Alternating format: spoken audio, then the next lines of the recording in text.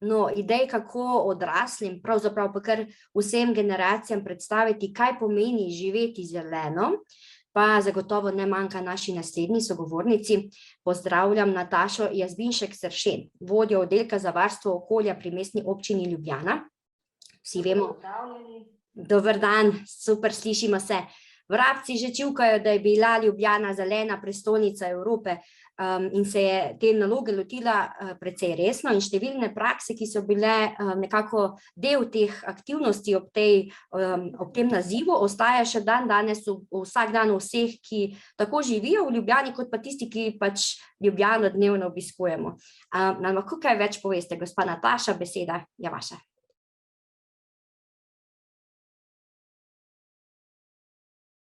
Najlepša hvala za besedo, hvala lepa za povabilo in priložnost, da lahko z vami delim nekaj naših izkušenj Mestne občine Ljubljana v tako imenovani zeleni preobrazbi družbe oziroma v tem, kako pri vsakodnevnem delu, pri doseganju teh ambicioznih okoljskih in podnebnih ciljev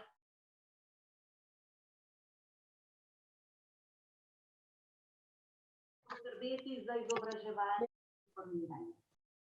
Skratka, zelo dobro se zavedamo, da za doseganje teh pomembnih ciljev, ki nas čakajo v prihodnje, da ni dovolj zgolj mesto kot tako, ampak da je nujno potrebno sodelovanje z različnimi deležniki, navsezadnje pa tudi aktivna vključitev naših meščank in meščanov, zato tej tematiki namenjamo kar veliko pozornosti. Mesta so gonilo sprememb v svetu. Že danes je v mestih živi kar 3/4 vseh prebivalcev, po napovedi bo do leta 2050 živelo v mestih 85% ljudi, kar pomeni seveda, da se v mestih tudi proizvede največ emisij, danes je emisij toplogrednih plinov kar 70%, ki so nastali v mestih. Te emisije samo še naraščajo, sploh na nekaterih sektorjih, kot je promet. Porabniki energije mesta so danes porabijo kar 65% svetovne energije. Skratka, mesta so ključna za to, da bomo lahko dosegli ambiciozne cilje. In seveda, kot že rečeno v uvodu, tega ne bodo storila mesta sama, vkolikor ne bodo vključujoča, vkolikor ne bodo k doseganju, k izvajanju ukrepov pritegnila tako gospodarstvo, nevladne organizacije, univerzo, posameznike, meščane in meščanke. In to se predvsem na področju podnebnih sprememb še kako vsakodnevno potrjuje. Če se nekoliko povrnem nazaj v leto 2007, ko si je Mestna občina Ljubljana pravzaprav zadala vizijo Ljubljane do leta 2025, torej v katero smer se bo razvijala, je prav, da omenim tiste ključne usmeritve, ki smo si jih pred 15 leti zastavili. Rekli smo, da bo Ljubljana predvsem poskrbela za to, da bodo meščani, meščanke, obiskovalci živeli kar se da kakovostno življenje v našem mestu. Da bo vse slovenska metropola, da bo mesto moderno, ki bo spoštovalo svojo zgodovino in se ob tem razvijalo v metropolo in hkrati spoštovalo oziroma zelo lepo poskrbelo za tiste naravne danosti, za zelenje, ki nas obdaja, za tisto, kar je dobro, in nadgradilo to v mesto z najvišjo kakovostjo življenja. No, ena od točk, ki smo si jih v tej viziji zapisali, je bilo tudi spodbujali bomo sodelovanje meščanov. In ravno to je tisto, kar želimo skozi vse ukrepe, skozi vse projekte, ki jih izvajamo, tudi uresničevati. V zadnjih 15 letih je bilo tako izvedenih preko 2000 različnih projektov, vsi usmerjeni v boljšo kakovost življenja, v trajnostno mesto in lahko rečem, da je vsa ta vizija, uresničevanje te vizije pripeljalo tudi za nas izjemno pomembnega naziva Zelena prestolnica Evrope, katerega smo nosili v letu 2016. No, vizijo, ki smo si jo zastavili v 2007, ki je bila nekako določena za obdobje do leta 2025, je pravzaprav v tem trenutku dosežena. Zato v letošnjem letu že pripravljamo novo vizijo Ljubljane do 2045 in ta bo usmerjena predvsem v ključni cilj, strateški cilj Ljubljana ogljično nevtralno mesto do leta 2040. Torej, temeljne razvojne smernice so odpornost mesta, inovativnost, prepoznavna identiteta in ponovno, kot vidite, spet mesto znanja in sodelovanja. Zdaj bi pa v nadaljevanju predstavila nekaj primerov, torej, kje, na kakšen način poskušamo to tudi vsakodnevno udejanjati pri našem delu. Če smo vse skozi pravzaprav kar nekaj pozornosti namenjali ozaveščanju, informiranju, izobraževanju različnih deležnikov, pa lahko rečem, da je to področje doživelo pravi boom v letu 2016, ko smo nosili naziv Zelena prestolnica Evrope. Takrat smo pred mestno hišo vzpostavili tako imenovano infotočko Točka zate. Zakaj? Ker smo želeli, da to zeleno zgodbo, da vse, kar se je v tem letu dogajalo, delimo z različnimi deležniki, ne samo delimo, ampak predvsem soustvarjamo. In na tej točki zate, ki je izgledala takole, kot je tukaj na sliki, torej v obliki dveh kontejnerjev, se je skozi celo leto izvajal program različnih izobraževalnih aktivnosti, v katere smo vključili tako gospodarstvo, nevladne organizacije, društva, univerzo, srednje šole, osnovne šole in vrtce. In pa seveda tudi naše meščanke in meščane. Skupaj smo organizirali prav vseh 365 dni različne okrogle mize, delavnice, pogovore in tako dalje. Skratka, vse z namenom, da seznanimo ljudi, zakaj zelena prestolnica, kaj to pomeni, kateri ukrepi prispevajo k temu, kakšni so naši cilji za prihodnost, kako torej ustvarjati to zeleno zgodbo in dosegati ambiciozne, torej okoljske in podnebne cilje.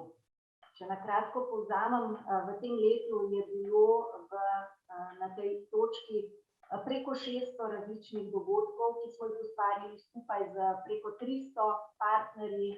Imeli smo 34.000 obiskovalcev, pa tudi izven te točke številne dogodke po mestu, preko 1500. Vključili smo vse osnovnošolce in otroke v ljubljanskih vrtcih, privabili tudi srednješolce in študente. In lahko rečem, da je to leto 2016, naredilo nekakšen boom v teh zelenih zgodbah. Da je praktično po koncu leta, ko smo izvedli anketo med meščankami in meščani, je bilo 97% takih, ki so vedeli, da je Ljubljana zelena prestolnica, ki so vedeli, zakaj je postala zelena prestolnica in kakšni so naši cilji za naprej. Skratka, izjemno pomembno, da vsakdo prispeva, da se čuti del te zgodbe, da čuti, da prispeva in na ta način tudi lažje pri sebi torej uvaja spremembe, ki so nujno potrebne za to, da bomo lahko na koncu vsi imeli nekaj od tega in bili učinkoviti. No, drug tak zelo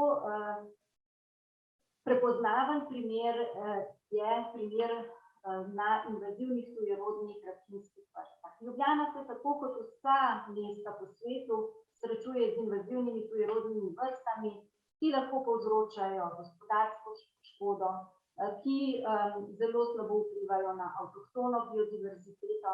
Številne med njimi so pa navsezadnje tudi zdravju škodljive. In če se ozremo kakih 10 let nazaj, ljudje niso poznali, niso slišali za ambrozijo, niso poznali japonskega drsnika. Skratka, o teh invazivnih vrstah se ni govorilo prav veliko. Zato smo se lotili tega projekta zelo sistematično in z mislijo na to, kako privabiti v ta projekt zares tudi meščane, meščanke, vse deležnike in skupaj torej doseči cilj prepoznavnosti teh rastlin, ugotavljanja, zakaj so škodljive in kako s temi rastlinami ravnati. Začelo se je nekako v letu 2015, ko smo se povezali skupaj z Inštitutom za celulozo in papir, z nevladnimi organizacijami in ugotavljali, kaj lahko storimo z najbolj razširjeno invazivno rastlinsko vrsto japonskim drsnikom. Če smo prej na območjih, kjer se je izkazalo, da je ta rastlina povzroča veliko škode, če smo prej to odstranjevali in vozili na sežig in imeli ob tem seveda tudi velike finančne stroške, smo naredili nek premik v glavah, vsi skupaj in ugotavljali, ali lahko s tem kaj koristnega počnemo.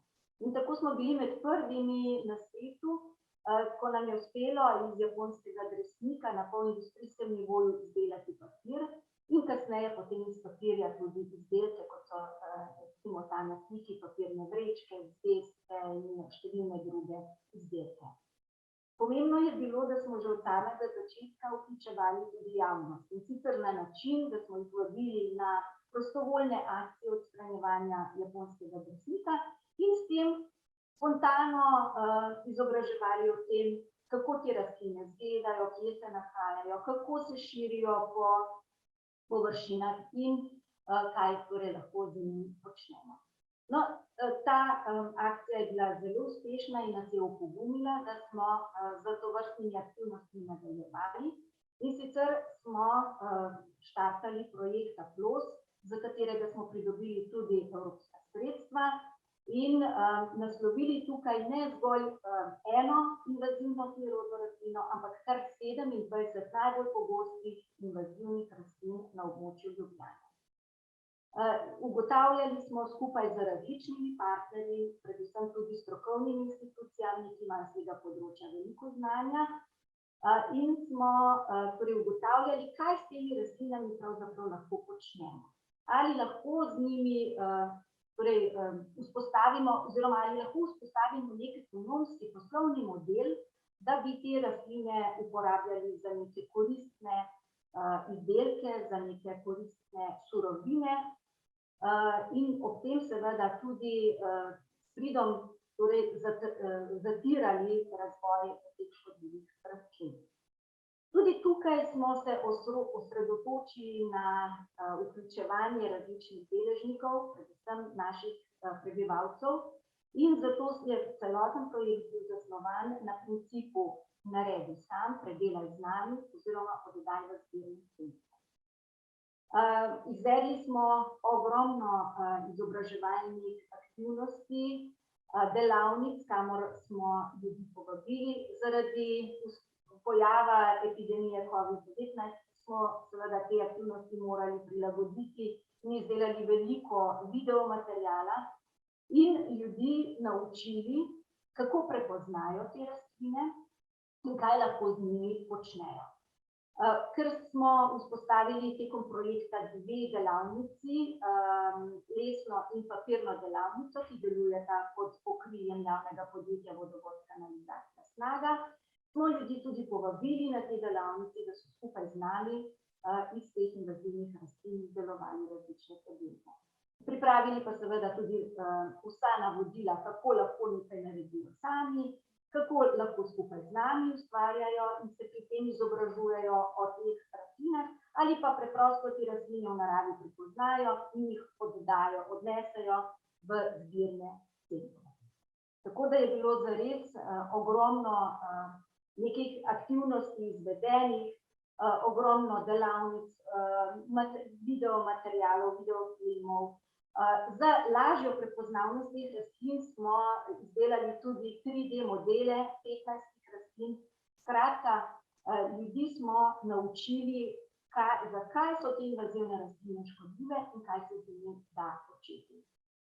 In ko smo po zaključku projekta, ki se je v lanskem letu tudi zaključil, povprašali med meščankami in meščani, koliko je to področje blizu, koliko ga poznajo, katere informacije so si zapomnili, smo bili zelo presenečeni, kako učinkovito je bil ves ta proces, kako danes pravzaprav vsi prepoznajo japonski gresnik, prepoznajo ambrozijo, vedo, da je zdravju škodljiva in nas na tedenskem nivoju tudi kličejo in sporočajo, kje so te rastline našli, kaj naj zdaj s tem počnejo, kam naj jih oddajo, ali pa da pridemo mi in te rastline tudi odstranimo.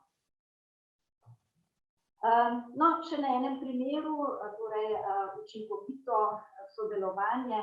V Ljubljani si že nekaj let zelo intenzivno prizadevamo, da bi vzpostavili čim boljše pogoje za lokalno pridelano hrano, torej za povečanje samooskrbe, tako da sistematično gradimo mrežo vrtičkov po mestu. Danes imamo 9 velikih območij, kjer torej naši meščanke in meščani lahko najamejo svoj vrtiček in si pridelajo nekaj zelenjave. Zavestno smo se odločili, da to ni dovolj, da zgolj torej mi vrtičkarsko območje uredimo in omogočimo, da tja pridajo vrtičkarji. Želeli smo, da jih ob tem tudi učimo. Da jih učimo, kako je potrebno vrtnariti, da čim manj obremenjujemo okolje, kako torej naš cilj je, da ti vrtičkarji ekološko vrtnarijo, da se ob tem naučijo tudi veščin, ki jih potem prenesejo tudi svojim prijateljem, družinam, drugim znancem. Skratka, cilj je, da bo torej samooskrba v Ljubljani temeljila na ekološki pridelavi. In zato že ves čas imamo na teh območjih torej učne vrtove, na katerih je skozi celo rastno sezono so prisotni strokovnjaki, ki vrtičkarje učijo, kdaj se kaj zasadi, na kakšen način, kaj je ekološko vrtnarjenje, kako kolobariti recimo, pa še veliko drugih veščin v povezavi s samooskrbo, tudi kako se obrezuje sadna drevesa in podobno. In danes imamo preko 1000 vrtičkarjev, ki so okoljsko ozaveščeni, lahko trdim, in ki dejansko ta znanja tudi širijo naokoli. Čisto na kratko še nekaj besed o 3 projektih, ki so meni zelo ljubi in ki tudi temeljijo predvsem na tem, da vzgajajo mlade v neke aktivne državljane, na take, ki imajo, torej ki so pripravljeni na spremembe, ki so pripravljeni tudi sami prispevati. Projekt Zunaj je projekt, ki v letošnjem letu teče 3. leto zapored, v tem trenutku se torej 3. projekt zaključuje, bomo pa to akcijo nadaljevali tudi v prihodnje. Gre za to, da smo nekako želeli spodbuditi ljudi, da v svojem lokalnem okolju prepoznajo, kako to njihovo neposredno bližino še izboljšati, kako dodati še nove vsebine, kako jih povezati med sabo, da se spoznajo in da so pripravljeni tudi sami kaj postoriti. In tako se Mestna občina Ljubljana skupaj z mentorji pripravi razpis, na katerega se prijavijo posamezne lokalne skupnosti z določenimi akcijami. Akcijami, kako torej izboljšati to neposredno okolico. Bodisi, da gre za postavitev neke urbane opreme, da gre za preprosto ureditev okolice bloka, da se pripravijo ne vem, razni poligoni za športne aktivnosti, za igro, za učenje. Karkoli, skratka, v tem času je nastalo ogromno takih lokalnih akcij, ki jih mi finančno in strokovno podpremo. Pomembno pa se nam zdi to, da so sami udeleženi v izvedbi teh akcij, da se med seboj spoznajo in kasneje, ko je stvar zaključena, tudi skrbijo za to okolico. In dejansko smo ugotovili, da se pojavlja veliko manj vandalizma na teh območjih, da so ljudje ozaveščeni, ker so tudi sami k temu prispevali. Tako da je zelo zanimiv in učinkovit projekt, ki ga bomo z veseljem izvajali tudi v prihodnje.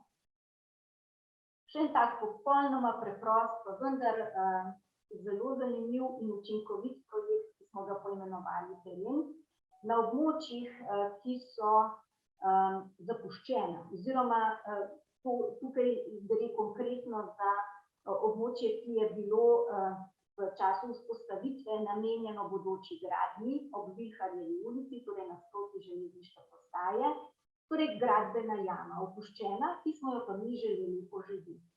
In skupaj z nevladnimi organizacijami je nastal tako imenovan projekt Teren, kamor so se vključili mladi, ki so tukaj našli poligon za eksperimentiranje, za gojenje rastlin, za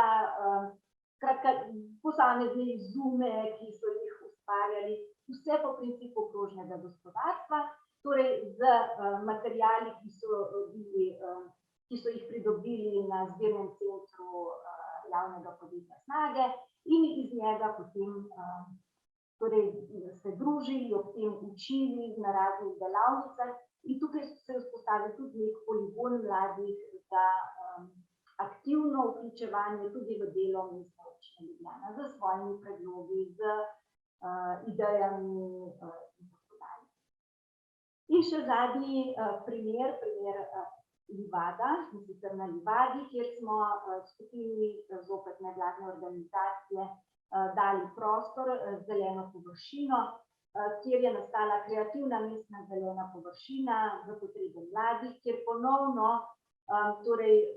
širijo dobre prakse, sami kreativno preživljajo prosti čas na zemljišču, sami skrbijo za urejanje tega prostora, tam se rojevajo nove ideje, tudi skrbijo za samooskrbo, mi jim omogočamo tudi, torej ne samo prostor, tudi sodelujemo pri strokovni plati.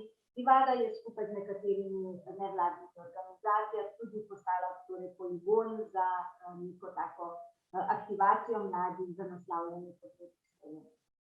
Jaz bi lahko še zelo veliko povedala o tovrstnih projektih, ker delamo zares veliko na izobraževanju, na obveščanju, na vključevanju, predvsem mladih, ker mladi so tisti, ki bodo gradili našo prihodnost in verjamem, da smo na dobri poti.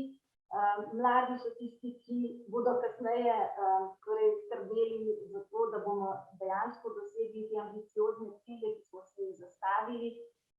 In z vsemi temi aktivnostmi postajajo aktivni sogovorniki, pripravljeni so na spremembe, pripravljeni so sami se vključevati in so vir zares dobrih idej, dobrih informacij, kjer je le možno, poskušamo tudi uresničiti. Hvala lepa. Hvala, gospa Nataša, za te res zanimive primere. Mi pa kar hitimo naprej.